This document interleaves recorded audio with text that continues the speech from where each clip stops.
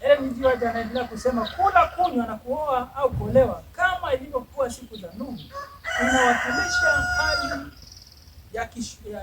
ya kushughulishwa kupita kiasi na sherehe za kidunia na kujitolea kabisa kwa anasa za kibinafsi, huku watu wakipuuza maonyo ya Mungu kuhusu mwisho.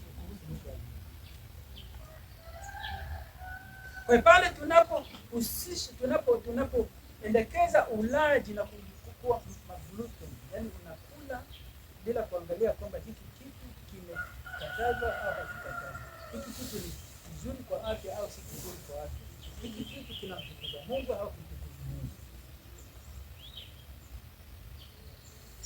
ndio hapo unaposhiriki katika kutimiza. Wewe mwenyewe unakuwa ni element ya kutimiza.